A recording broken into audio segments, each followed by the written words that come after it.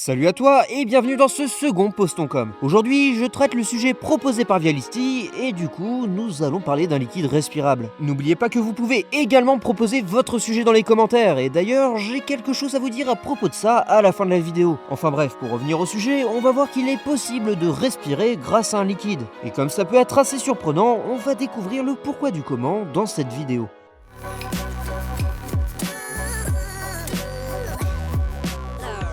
Comme le dit très bien le commentaire de Vialisti, ce fameux liquide respirable dont nous allons parler est apparu dans le film Abyss, film qui a d'ailleurs été réalisé par James Cameron. Dans une des scènes du film, on peut voir un personnage muni d'une combinaison de plongée qui est remplie d'un étrange liquide. Ce liquide permettrait donc, d'après le film, de protéger le plongeur de la pression, mais aussi de le faire respirer. Du coup, si l'on veut passer de la science-fiction au monde réel, il nous faudrait un liquide ayant les mêmes propriétés.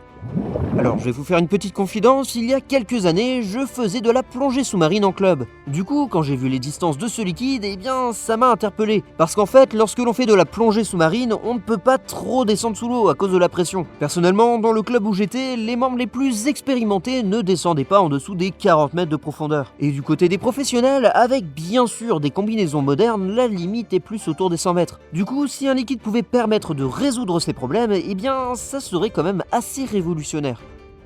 Et c'est là qu'arrive notre liquide respirable. Alors, sa découverte ne date pas d'hier, car les recherches sur ce liquide ont commencé pendant la Première Guerre mondiale. Certains chercheurs voulaient en fait une solution contre les gaz mortels, et ils ont trouvé ce liquide. Mais il faudra par contre attendre les années 60 pour qu'un certain Johann Kilsra réussisse à faire respirer des souris avec ce liquide. Pour info, les souris étaient quand même sous une pression équivalente à 160 atmosphères terrestres.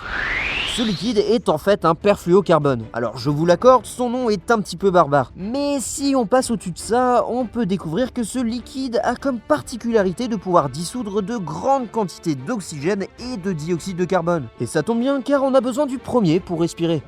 Ce liquide a donc intéressé les scientifiques pour de potentielles applications en médecine. D'ailleurs, le principe de ventilation liquidienne est apparu grâce à lui. Alors, une ventilation liquidienne, c'est simplement le fait de remplir totalement les poumons d'un individu avec ce liquide. Cependant, ça n'a jamais été testé chez l'humain, mais bon, ça n'empêche pas la recherche d'avancer dans ce domaine. Il ne serait donc pas étonnant de voir d'ici quelques dizaines d'années des applications médicales.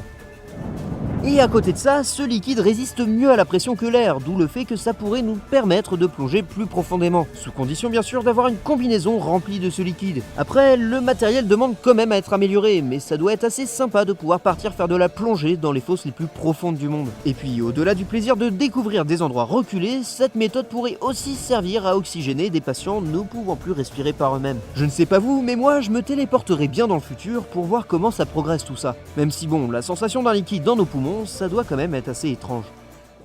Avant de quitter cette vidéo, je voulais juste vous dire quelque chose à propos des Post.com. J'ai trouvé qu'il serait mieux si on rendait les Post.com un peu plus interactifs. C'est-à-dire qu'à partir de maintenant, si vous avez une question ou un sujet à me proposer, vous pouvez le faire en m'envoyant une courte vidéo. Je vais mettre en description un petit document à remplir pour le droit à l'image et ensuite il ne vous restera plus qu'à m'envoyer le document ainsi que votre vidéo par mail. Et comme ça, si votre question ou sujet est pertinent, eh bien vous pourrez passer dans le prochain Post.com. Alors bien sûr, si vous ne souhaitez pas vous montrer, je vous laisse toujours la possibilité de proposer un sujet dans les commentaires. De toute façon, tout est bien détaillé dans la description. Voilà, merci d'avance à tous ceux qui vont participer et sur ce je vous laisse et je vous dis à la semaine prochaine.